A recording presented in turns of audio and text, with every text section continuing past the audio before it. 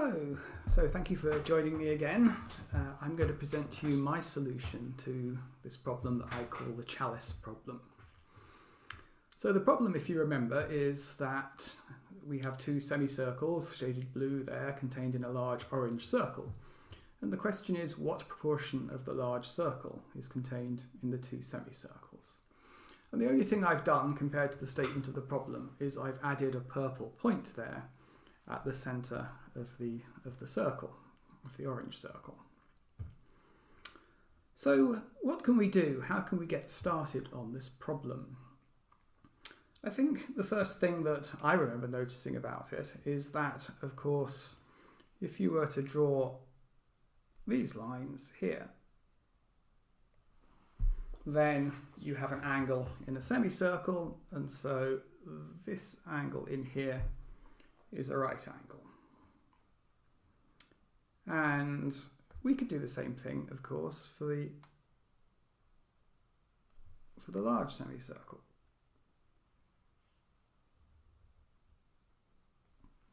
Like that.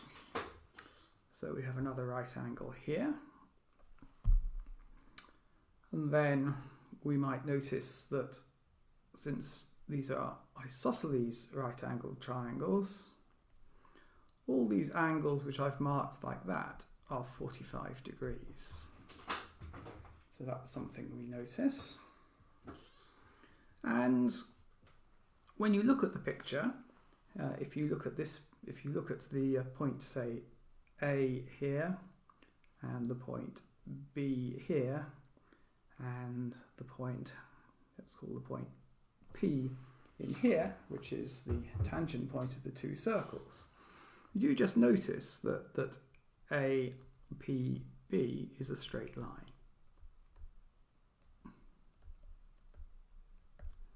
You need to be a bit wary of when you have a picture and something looks like a straight line, that it is a straight line. But it really is true that those two join up because all the angles are 45 degrees and the bases are parallel and so on. So we've discovered that. And now there is something that we could do that doesn't seem really to get us very far, but we could think about a triangle. We could think about the triangle made of this line, and this line. So that triangle there is a triangle, one of its left-hand side is an arc, and we have there a 45-degree angle at the circumference. So there's a trick we could do here, which is that we could think in the following way. We could, let's put this line here, which is going to be the base of this triangle in, that one here. And we could also look at the line joining that point to the centre and the line joining that point to the centre. So because we observed that when we are looking at this arc, let's just identify it again, we've got a 45-degree angle at the circumference at the point B, so the angle at the centre of the circle must be 90 degrees. Oops.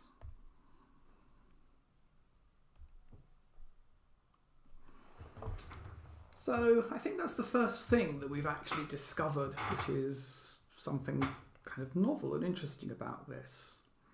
So if we imagine here, this is the centre of the circle O, but if we just take, for example, the bottom circle and rotate it round, then we'll end up with a new circle. I'll just sort of draw this on kind of roughly in this picture, which would be exactly the same size as the one at the bottom, only sitting round like that. We could just rotate it round so that the point A there would become the point D up here.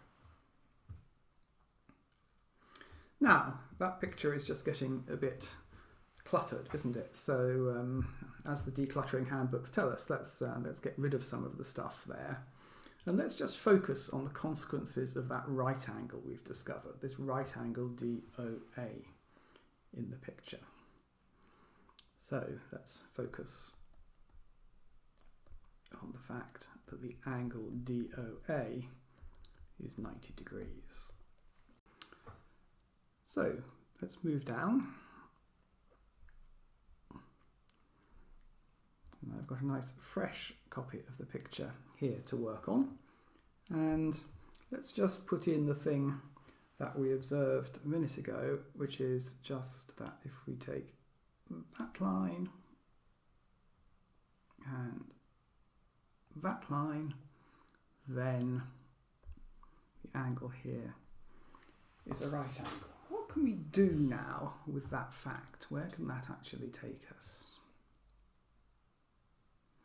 It's probably time that we gave some things some names. Let's suppose that the radius of the big circle is capital R, and perhaps we should think about the radius of our small circles as well.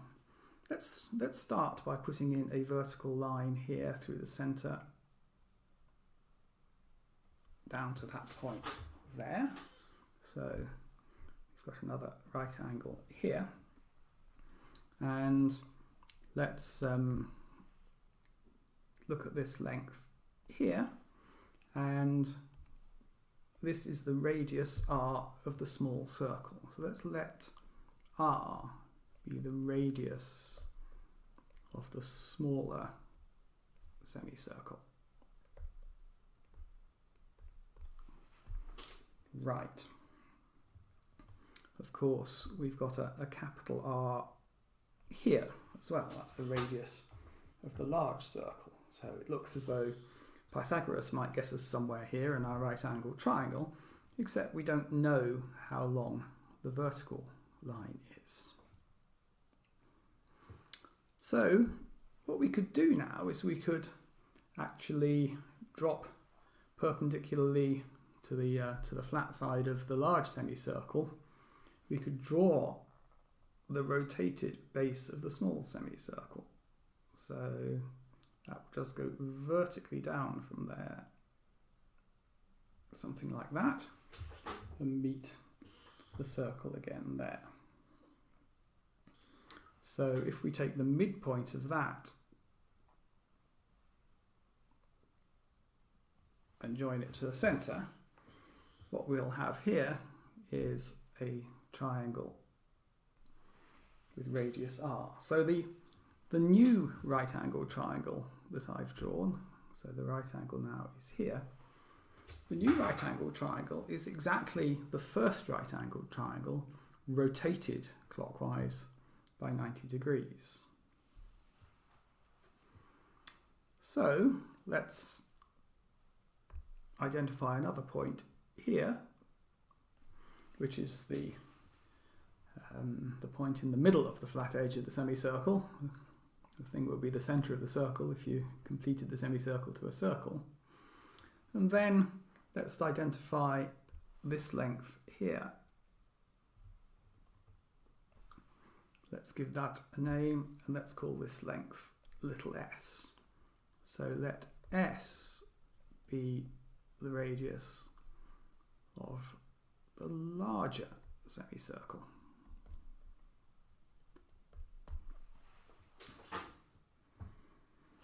And now we notice that my drawing's ever so slightly off, isn't it? But that other horizontal line below the one labelled S is parallel to S. So this length here is S as well. And of course, this here is just another radius of the circle. So by Pythagoras,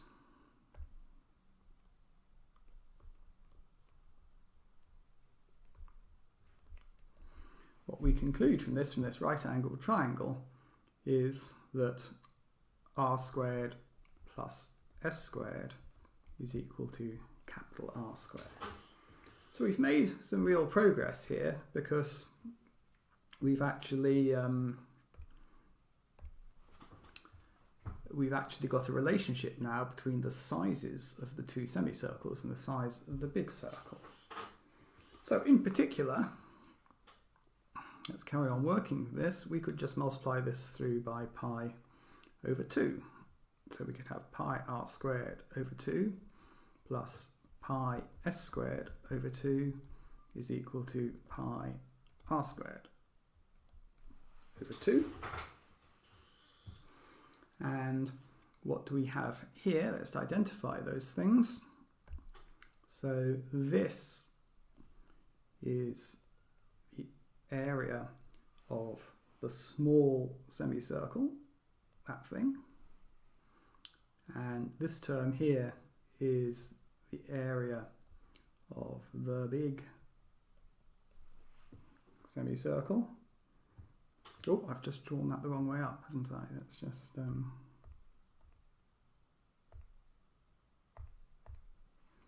So this big semicircle is that way up.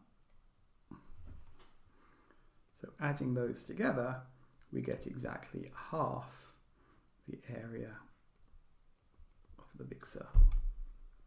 So the conclusion of all that is, so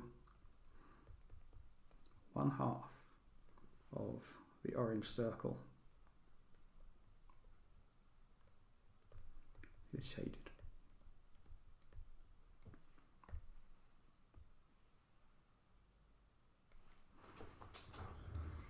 Right, so there are other ways to do that, of course. You can try and do it entirely by algebra.